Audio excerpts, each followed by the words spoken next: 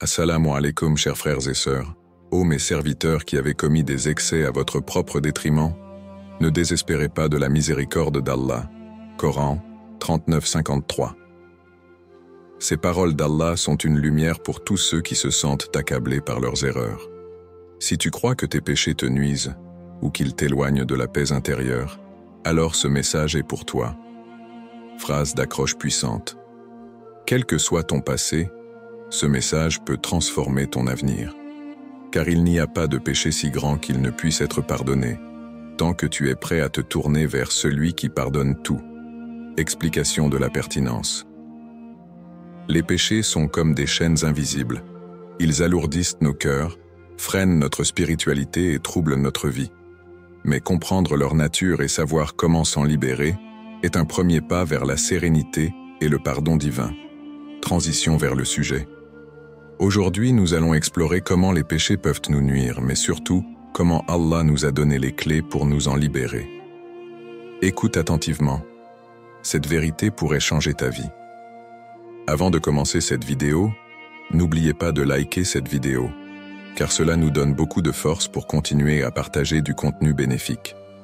Et je vous invite à vous abonner à notre chaîne et d'activer la cloche de notification pour rester informé de nos prochaines publications sur la foi islamique. Merci et bonne vidéo. Comprendre les péchés et leurs effets 1. Définition des péchés. Dans l'islam, un péché, dhanb, masiya, est toute action ou parole qui va à l'encontre des commandements d'Allah.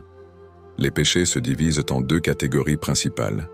Les petits péchés, sagha'ir, des actions répréhensibles qui, bien qu'interdites, ne rompent pas directement la relation avec Allah.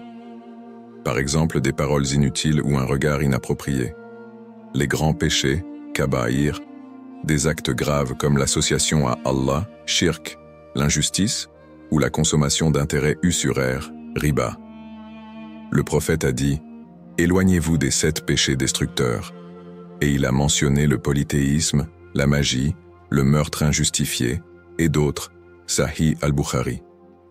Chaque péché, petit ou grand, laisse une trace dans le cœur, comme un voile qui s'épaissit au fil du temps, à moins qu'on ne se repente. Deuxième impact spirituel, l'éloignement d'Allah et l'affaiblissement de la foi. Le péché crée une barrière entre le croyant et son Seigneur. Le Coran dit « Ceux qui ont acquis des méfaits, leurs cœurs ont été recouverts par ce qu'ils faisaient. » Coran 83, 14. Chaque péché éloigne un peu plus la personne d'Allah, la privant de sa lumière et de sa guidance. Un hadith du prophète illustre cela. Lorsqu'un serviteur commet un péché, une tache noire est placée sur son cœur. Si ce péché est suivi de repentance, le cœur est purifié. Mais s'il persiste, la tache grandit. Sunan ibn Majah. Cet éloignement se manifeste par une baisse dans la foi, iman, une diminution de l'assiduité à la prière et une perte de connexion avec les actes de bien. Troisième, impacts émotionnels et psychologiques, culpabilité et perte de paix intérieure. Le péché n'est pas seulement une transgression spirituelle, il a aussi des répercussions sur notre bien-être psychologique. La culpabilité qui en résulte peut devenir un poids constant. Le prophète a dit « Le péché, c'est ce qui provoque un malaise dans ton cœur. » Sahih Muslim. Ce malaise peut se traduire par une anxiété, une perte de confiance en soi et une sensation d'être indigne de miséricorde. Il est important de noter que cette culpabilité peut être un rappel de la conscience divine, une opportunité de revenir à Allah. Quatrième, exemple tiré du Coran ou des hadiths. L'histoire de Ka'b ibn Malik. Après avoir manqué une bataille sans excuse valable, Ka'b vécut une période de regret intense. Le Coran mentionne son cas, et sur les 3 qui avaient été laissés de côté, dans la bataille de Tabouk, à tel point que la terre leur semblait étroite malgré son ampleur. Coran 9:118. Cette détresse fut levée lorsqu'il se repentit sincèrement et fut pardonné. L'histoire d'Adam, Assa. Adam désobéit en mangeant du fruit interdit, mais sa repentance sincère est un exemple universel de la manière dont un péché peut être suivi d'un retour vers Allah. Puis, Adam reçut de son Seigneur des paroles, et Allah accepta son repentir, car c'est lui, certes, le repentant, le miséricordieux. Coran 237. Ces récits montrent que bien que le péché ait des conséquences, il ouvre aussi la porte à la repentance et à la réconciliation avec Allah. Conclusion partielle. Les péchés affectent à la fois l'âme, l'esprit et le cœur.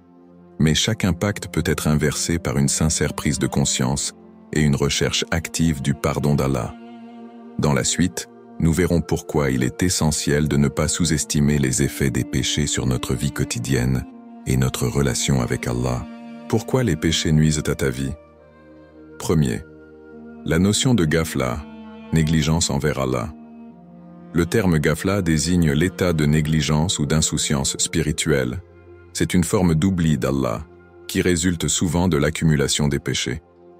Lorsque le croyant est plongé dans le ghafla, son cœur devient insensible au rappel divin, et il risque de perdre de vue le véritable objectif de sa vie, l'adoration d'Allah.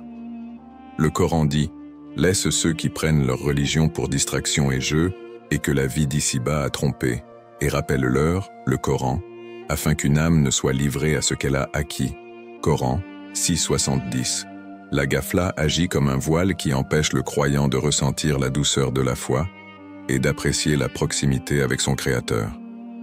Elle est souvent la conséquence d'un cœur assombri par les péchés, où le rappel d'Allah, dhikr, devient rare, voire absent. 2. Les conséquences visibles et invisibles des péchés dans la vie quotidienne. Les péchés ne restent jamais sans conséquences, qu'elles soient visibles ou invisibles. Conséquences spirituelles, une distance accrue entre le croyant et Allah, une difficulté à se concentrer dans la prière ou à accomplir des actes d'adoration, une diminution de la baraka, bénédiction dans la vie. Conséquences matérielles et sociales, une instabilité dans les relations personnelles, conflits familiaux, amitiés rompues. Des obstacles dans les projets ou les ambitions, dus à l'absence de bénédiction, une attirance pour des environnements nocifs ou des compagnies qui éloignent encore plus d'Allah. Conséquences émotionnelles et psychologiques, un sentiment constant de culpabilité ou d'inquiétude, même si la cause n'est pas toujours évidente. Une perte de satisfaction dans les plaisirs mondains. Le prophète a dit « Lorsque le serviteur commet un péché, cela provoque un manque de subsistance, un obstacle dans ses affaires et une tristesse dans son cœur. » Musnad Ahmad. 3.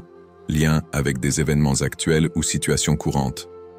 Les péchés nuisent également à notre équilibre dans des contextes modernes. Voici quelques exemples. Détresse émotionnelle. Un individu peut ressentir un vide ou une anxiété inexplicable en raison de péchés non reconnus ou non expiés. Difficultés dans les relations. Le mensonge, l'infidélité ou la jalousie, souvent motivés par des désirs égoïstes, détruisent des relations importantes. Perte de paix intérieure. Dans une société où la recherche de succès matériel est priorisée, l'oubli d'Allah amplifie le mal-être, même après avoir atteint des objectifs mondains. Ces réalités montrent que les péchés, bien qu'intangibles, peuvent avoir des répercussions très concrètes dans la vie quotidienne. 4. Rappel de la miséricorde d'Allah, malgré nos erreurs. Malgré les effets destructeurs des péchés, il est essentiel de se rappeler qu'Allah est infiniment miséricordieux.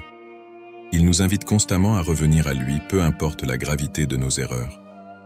Le prophète a dit « Allah étend sa main dans la nuit pour accepter le repentir de celui qui a péché dans la journée, et il étend sa main dans la journée pour accepter le repentir de celui qui a péché dans la nuit, jusqu'à ce que le soleil se lève de l'ouest. » Sahih Muslim. Allah nous rappelle également dans le Coran, dit « Ô mes serviteurs qui avez commis des excès à votre propre détriment, ne désespérez pas de la miséricorde d'Allah, car Allah pardonne tous les péchés. Oui, c'est lui le pardonneur, le très miséricordieux. » Coran 39-53. Chaque péché est une opportunité de se tourner vers Allah avec une sincérité renouvelée.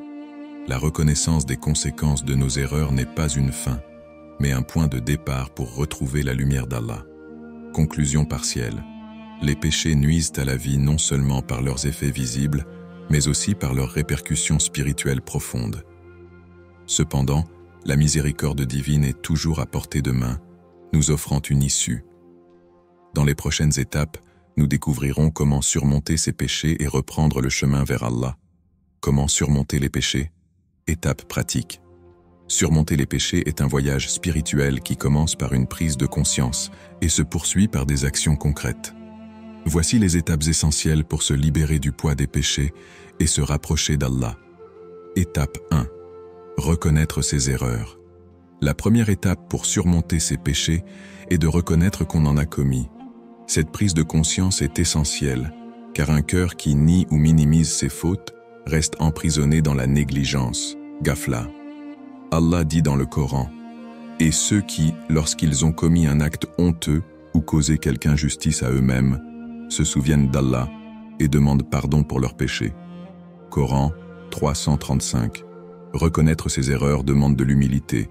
Cela signifie accepter ses limites en tant qu'être humain et comprendre que nul n'est parfait. Même les meilleurs croyants peuvent trébucher, mais ce qui les distingue, c'est leur volonté de revenir à Allah. Paroles inspirantes. Le prophète a dit « Tous les enfants d'Adam sont pécheurs, et les meilleurs des pécheurs sont ceux qui se repentent. » Tirmidhi. Étape 2. Demander pardon. Tauba. La tauba, repentance, est un acte central dans l'islam. Elle consiste à se tourner vers Allah avec sincérité et à lui demander pardon pour ses péchés.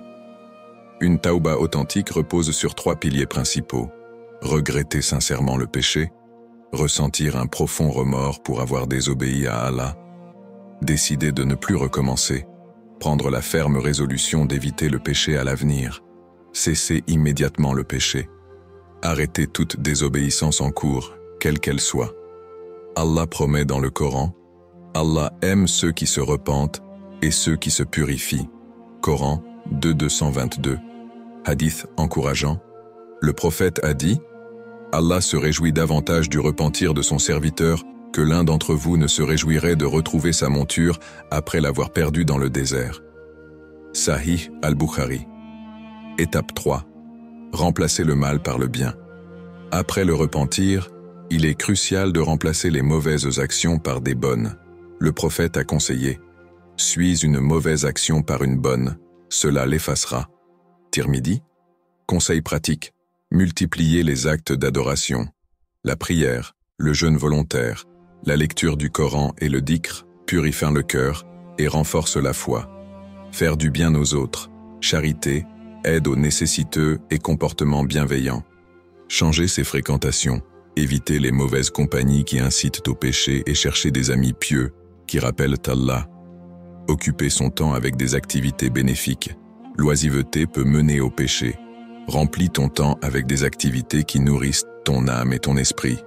Allah dit « Les bonnes œuvres dissipent les mauvaises. » Coran 1194.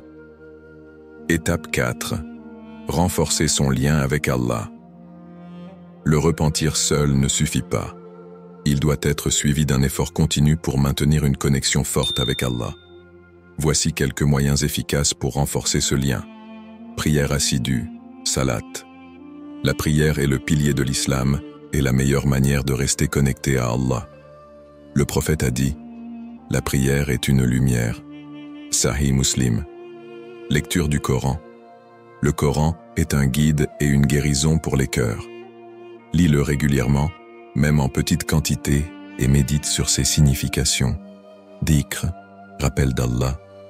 Évoquer Allah apaise le cœur et éloigne les tentations. Le Coran dit « C'est par l'évocation d'Allah que les cœurs se tranquillisent. » Coran 13h28. Invocation sincère, dua. Parle à Allah, partage-lui tes préoccupations et demande-lui de t'aider à rester ferme dans ta foi. Fréquentation des lieux de culte, assister aux prières en groupe, au cercle d'études ou à des conférences religieuses peut renforcer ta spiritualité. Conclusion partielle. Surmonter ses péchés est un processus transformateur qui commence par la reconnaissance et se poursuit par des actions concrètes pour se rapprocher d'Allah. Chaque étape, de la prise de conscience à la multiplication des bonnes œuvres, est une opportunité de purifier son cœur et de retrouver la sérénité. Rappelle-toi toujours qu'Allah aime les repentants et qu'il est plus proche de toi que tu ne l'imagines. Message de motivation. Ne perds pas espoir. Dans la lutte contre les péchés, le désespoir est l'un des pièges les plus dangereux. Mais Allah, dans son infinie sagesse, nous rappelle constamment que sa miséricorde surpasse tout. Si tu ressens le poids de tes erreurs, sache qu'il n'est jamais trop tard pour revenir à lui. Premier, la promesse de la miséricorde infinie d'Allah Allah nous adresse ces paroles pleines de réconfort dans le Coran. Dis, ô mes serviteurs qui avez commis des excès à votre propre détriment, ne désespérez pas de la miséricorde d'Allah. Car Allah pardonne tous les péchés. Oui, c'est lui le pardonneur, le très miséricordieux. Coran 39-53. Cette déclaration divine est un message universel. Elle s'adresse à tous, le croyant qui faiblit, le pécheur qui s'égare et celui qui pense être perdu. Allah n'impose aucune limite à sa miséricorde tant que tu viens à lui avec un cœur sincère. Le prophète a également dit « Si vos péchés atteignaient les nuées du ciel et que vous veniez ensuite à moi en vous repentant, je vous pardonnerai. » Sunan at-Tirmidhi. Ces paroles montrent qu'il n'y a pas de péché trop grand pour être pardonné, car Allah aime le repentir et souhaite le pardon pour ses serviteurs. Deuxième récit, inspirant de repentir et de transformation personnelle. L'histoire du meurtrier des 99 âmes. Un homme qui avait tué 99 personnes demanda un jour à un savant s'il pouvait encore espérer le pardon. Lorsqu'il reçut une réponse négative, il tua également cet homme, portant son total à 100 meurtres. Mais il ne renonça pas et chercha un autre savant, qui lui répondit « Qui pourrait t'empêcher de te repentir ? Va dans une contrée où vivent des gens pieux et commence une nouvelle vie. » L'homme suivit ce conseil et se mit en route. Il mourut avant d'atteindre la destination, mais Allah, voyant sa sincérité, ordonna aux anges de l'admettre au paradis. Sahih al-Bukhari, Sahih Muslim. Ce récit est un rappel puissant. Peu importe la gravité de tes péchés, un repentir sincère peut te libérer et te rapprocher d'Allah. L'histoire d'Omar ibn al-Khattab, Ria. Avant de devenir l'un des compagnons les plus proches du prophète et le deuxième calife de l'islam, Omar, Ria, était un opposant farouche à l'islam. Sa conversion fut un bouleversement complet, inspiré par la lumière du Coran. Il est devenu un modèle de justice et de piété. Ces récits montrent que même ceux qui ont commis de grandes erreurs peuvent transformer leur vie par la grâce d'Allah. Troisième, crois en ta capacité à changer. Le changement est difficile, mais il est toujours possible. Le prophète a dit « Par celui qui détient mon âme entre ses mains, si vous ne péchiez pas, Allah vous remplacerait par des gens qui pécheraient, puis demanderaient pardon, et il leur pardonnerait. » Sahih Muslim. Cette parole souligne que l'islam ne vise pas la perfection humaine, mais la sincérité dans l'effort. Allah ne te demande pas d'être sans faute, mais de toujours chercher à te rapprocher de lui. Conseil pratique pour rester motivé. Visualise ta vie transformée grâce à la proximité avec Allah. Fixe-toi des objectifs spirituels réalistes et progresse à ton rythme. Entoure-toi de personnes qui te rappellent la miséricorde et la grandeur d'Allah. Un message d'espoir. Rappelle-toi qu'Allah est plus proche de toi que tu ne l'imagines. Le Coran dit « Nous sommes plus proches de lui que sa veine jugulaire ». Coran 50-16. Aussi loin que tu penses être, Allah est là, prêt à te pardonner et à t'accueillir avec amour. Alors ne perds pas espoir. Chaque pas que tu fais vers lui, il s'empresse d'en faire 10 vers toi. Conclusion partielle. Ton passé ne définit pas ton futur. Peu importe où tu te trouves aujourd'hui, il y a toujours une voie vers la réconciliation avec Allah. Aie foi en sa miséricorde, crois en ton potentiel et avance avec la certitude qu'un nouveau départ est toujours possible. Résumé et appel à l'action. En conclusion, nous avons exploré ensemble un voyage spirituel essentiel, la prise de conscience de l'impact des péchés, la puissance du repentir et les étapes concrètes pour se rapprocher d'Allah. Voici un résumé des principaux points abordés. Comprendre les péchés, leurs effets spirituels, émotionnels et physiques. Pourquoi ils nuisent à ta vie? Les conséquences visibles et invisibles dans notre quotidien. Les étapes pour surmonter les péchés, reconnaître ses erreurs, demander pardon sincèrement et renforcer son lien avec Allah. Ne jamais perdre espoir. Allah est infiniment miséricordieux et toujours prêt à accueillir le serviteur repentant. Encouragement à l'introspection. Il est temps de poser cette question importante. Que puis-je faire aujourd'hui pour me rapprocher d'Allah? Peut-être est-ce par une prière sincère, un acte de charité ou un moment de réflexion avec le Coran. Peut-être par un premier pas vers le repentir pour un péché qui te pèse depuis longtemps. Ce choix est entre tes mains et chaque petit pas compte aux yeux d'Allah. Invitation à agir dès maintenant. Ne reporte pas cette action à demain. Voici quelques suggestions concrètes que tu peux commencer dès maintenant. Fais une prière sincère. Même une prière courte peut te reconnecter à Allah. Demande pardon. Fais une tauba sincère pour tes erreurs passées. Accomplis une bonne action. Aide quelqu'un. Donne en charité. Ou récite une sourate du Coran. Évoque Allah. Commence par un simple « Subhanallah, Alhamdulillah » ou « Astaghfirullah ». Rappelle-toi que chaque effort, aussi petit soit-il, est aimé par Allah. Le prophète a dit « Les actions les plus aimées d'Allah sont celles qui sont constantes, même si elles sont petites. » Sahih al-Bukhari. Une invocation pour toi. Avant de nous quitter, voici une invocation pour toi et pour tous ceux qui écoutent ce message. Ô Allah, guide nos cœurs vers toi, pardonne nos péchés et accorde-nous ta miséricorde infinie. Aide-nous à transformer nos faiblesses en force et rapproche-nous de toi avec amour et sincérité. Fais de nous des serviteurs qui te plaisent et illumine nos vies par ta lumière. Amin. Un dernier rappel. Le chemin vers Allah est toujours ouvert. Peu importe ton passé, il t'attend avec une miséricorde infinie. Alors, fais le premier pas aujourd'hui et vois comment Allah transformera ta vie. Qu'Allah te bénisse et t'accorde la paix intérieure. Outro et engagement avec l'audience. Remerciements chaleureux. Tout d'abord, un grand merci d'avoir pris le temps de regarder cette vidéo. Cela montre déjà ton désir de te rapprocher d'Allah et de progresser dans ton cheminement spirituel.